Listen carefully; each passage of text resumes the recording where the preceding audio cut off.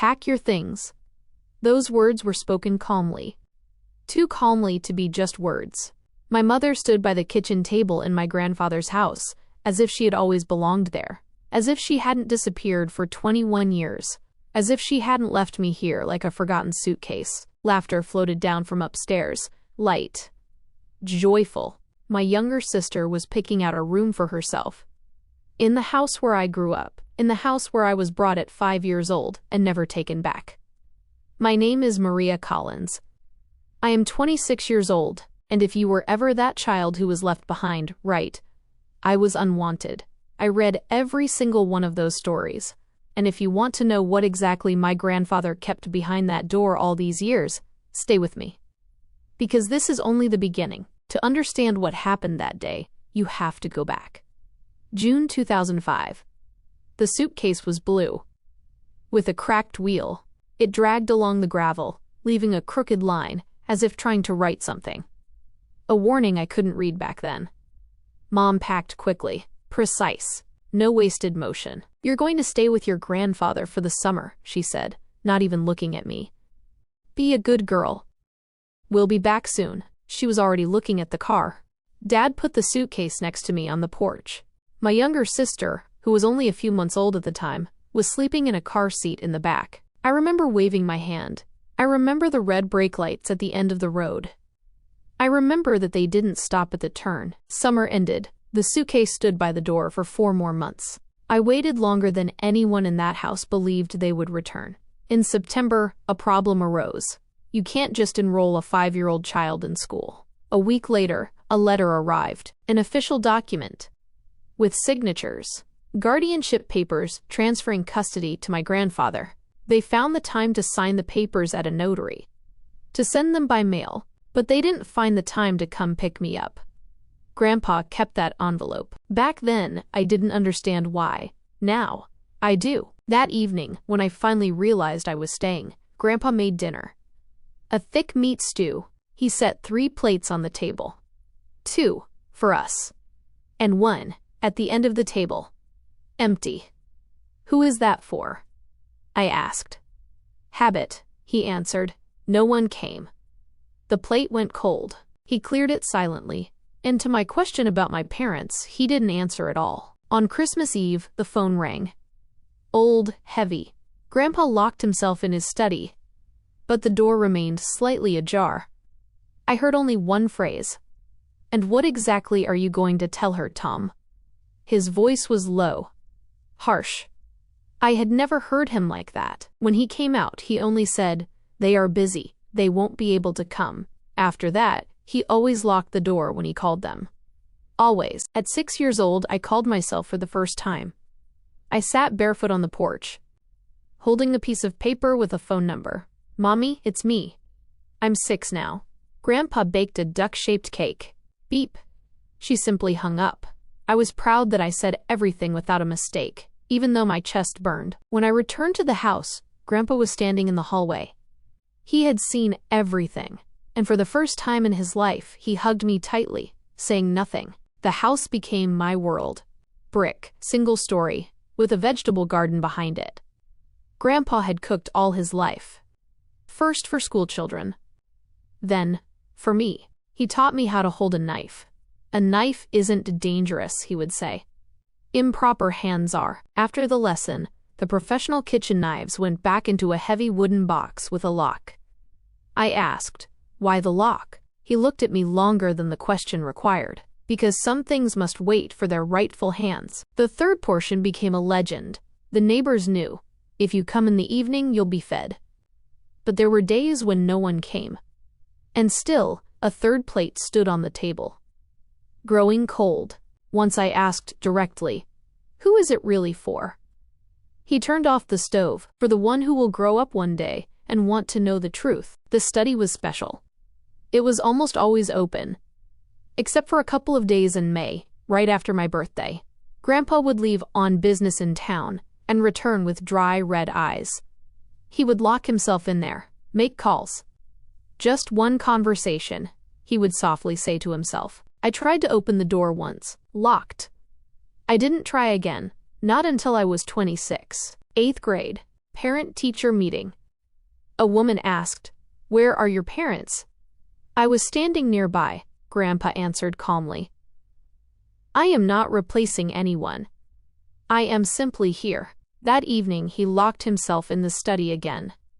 Off schedule. When he came out he said, "Dust." But there was no dust in the room. There was paper. Here is what 19 birthdays look like. At 12, I practiced in front of the mirror so my voice wouldn't tremble. At 16, Mom hung up on me. Twice. That's when I learned the difference between didn't answer and didn't want to. At 17, I found her profile page. Photos. Holidays. Trips. Family. And a girl.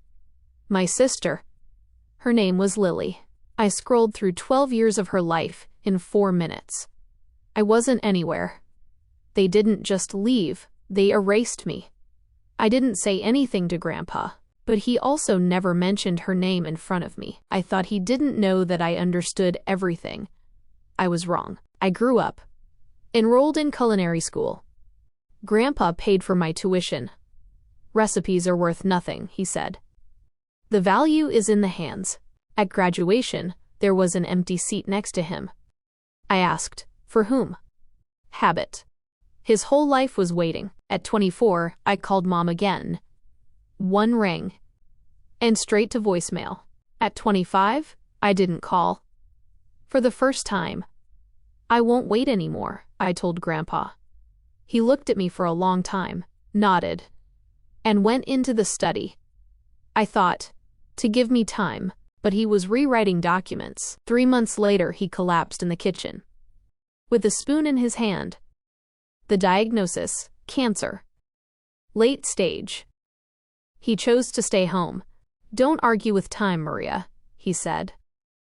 I returned, lived between work and home. Cooked, he taught me. Even then, one evening, I heard him talking on the phone with my father. That same voice. Harsh. 20 years later, "You will get nothing here. It is all over," he said. I asked, "Who was that?" "Old business." From that day on, he wrote every evening. "Recipes," he would say. But he never wrote down recipes. They were in his hands. In the winter, he grew quiet, slow. Like a person preparing for a journey.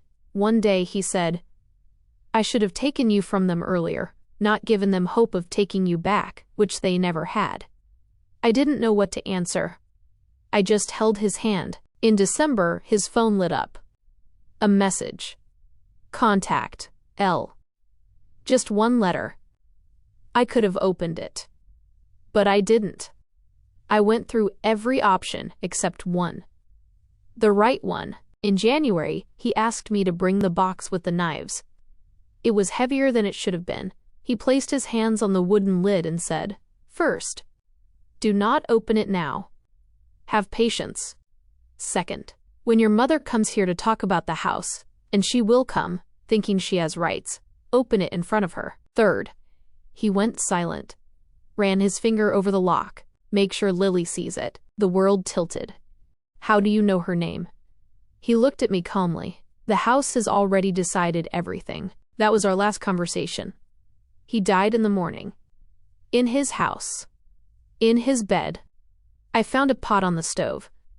3 portions. The third one, cold.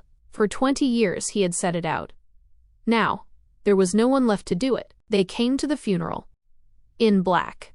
Mom cried beautifully. 5 days later, she hugged me for the first time in 21 years, and whispered, "We need to talk about the house. We want to sell it and divide everything fairly." That was her farewell word. Dad took pictures of the rooms. Like a real estate agent. Even the study door, locked. The key was with me, and Lily. 21 years old. Quiet. A stranger. Before leaving, she walked up to me. "Do you still cook the stew using his recipe?" I froze. How did she know? She didn't wait for an answer. Left. But as she was leaving, she looked at the house for far too long. People don't look at strangers' houses like that. 2 days later, Mom called. For the first time in my entire life. And it wasn't a call to a daughter. It was a call about a schedule. Friday. 9 in the morning. An appraiser. Documents. The sale. Don't turn papers into emotions, she said. But it was never about the papers. That night, I carried the box of knives into the study, placed it on the table, closed the door. On Friday, I said into the emptiness. I had 4 days.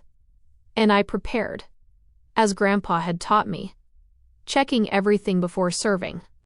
And I didn't know yet that behind that door lay a truth that would destroy them all. Friday arrived too quickly. I woke up before the alarm. The house was quiet. Not just quiet, empty, in a way it had never been in all these years. Even the clock in the kitchen seemed to tick more cautiously. I walked there barefoot. There was a pot on the stove, empty, for the first time in 20 years, without a third portion. I looked at it longer than necessary, then turned off the gas, which wasn't even on. Habits outlive people. At 9, they arrived. All at once. Mom, in a light coat, far too expensive for this house. Dad, with a folder and that same look used to appraise square footage. And the appraiser, a stranger who had already mentally sold the walls in which my life had passed. Good morning, Maria, Mom said, as if we had seen each other yesterday. I nodded. We'll take a look at the study too, Dad added, without greeting me. Of course, they thought the house would automatically be divided among the heirs. Straight to the point. Kitchen first, I said calmly. Dad wanted to object, but didn't. He had always disliked scenes, and I had learned how to create them. I cooked. Slowly, precisely, as Grandpa had taught me. They sat at the table. The 3 of them. And the 4th spot remained empty. The appraiser initially tried to say something. About the market. About the neighborhood. About a good time to sell, then went quiet, because the smell of the stew made conversations inappropriate. You still cook this, Mom said. Not a question. A fact. Yes, I answered. Interesting, Dad added quietly. What exactly? I asked, without turning around. He paused. That Grandpa never changed this recipe, I smiled. He didn't see. When everything was ready, I set 4 plates on the table. Mom noticed first. There are 3 of us. I know, I answered. And sat down. No one started eating. Until I took a spoon. The first sip is always the most important. Grandpa used to say that. 3 minutes later, there was a knock at the door. Light. Almost hesitant. I wasn't surprised. I was waiting. Dad frowned. Mom looked at her watch. Are you expecting someone? Yes, I said. And went to open the door. Lily stood on the porch. Without makeup. In a simple jacket. And with that exact same look, the one I saw when she left last time. Can I come in? She asked. You're already here, I answered. She nodded. And stepped inside. Slowly. As if the house might disappear if she walked too fast. When she walked into the kitchen, Mom turned pale. Lily? But we agreed. I know, she interrupted quietly. And sat down. In the 4th spot, that very one. Which was never truly empty. We ate in silence.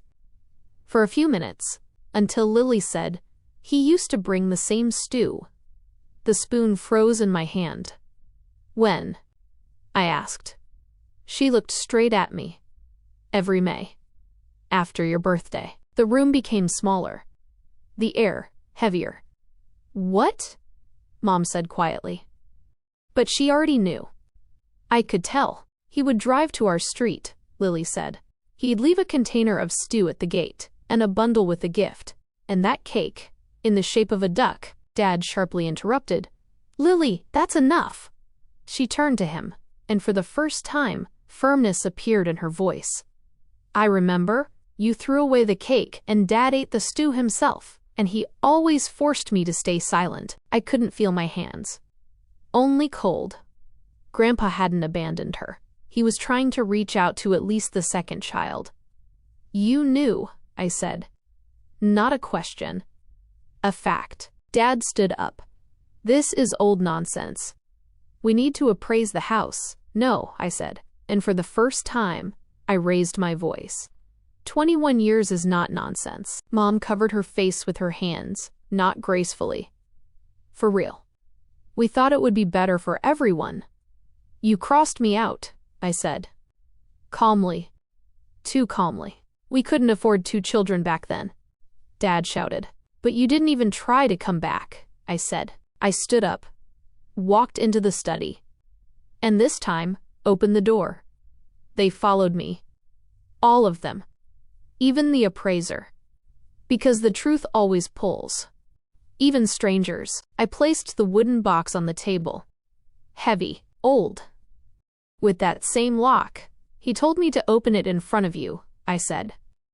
And looked at my mother. When you came to divide the money, Maria, please don't, she began. But I was already opening it. A click. Dull. Final. Right under the lid lay Grandpa's kitchen knives, his primary tools. And underneath them lay envelopes. Dozens.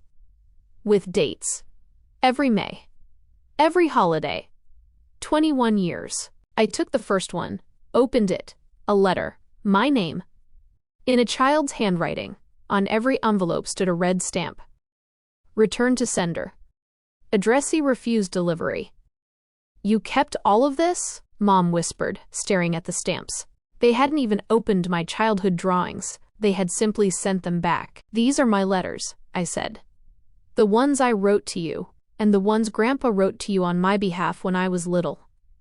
The silence became tangible. Lily covered her mouth with her hand, looking at our parents in horror. That's not all, I said. I pulled a folder from beneath the letters, a deed of gift for the house, and an official will, fresh documents, drawn up by Grandpa a month before he died. I opened it and turned it toward them. The house is deeded to me, I said, entirely. Without the right of appeal. The appraiser coughed softly, took a step back, and slipped out of the study. You have no right? We are the primary heirs. Dad hissed. You signed away your rights 20 years ago when you dumped me on Grandpa, I interrupted. And Grandpa disposed of his property himself. Mom sank into a chair, as if her support had been stripped away. But why did Grandpa set up all of this? Why the third plate? I looked at Lily, and for the first time, gently. The third plate was always for you, Lily, I said. Grandpa knew that sooner or later you would grow up, understand everything, and come to this house. I took Grandpa's finest, primary kitchen knife out of the box, along with the cloth roll of recipes. I closed the box. You are free to go, I told my parents. And you, Lily, if you want, stay. There's still some stew left.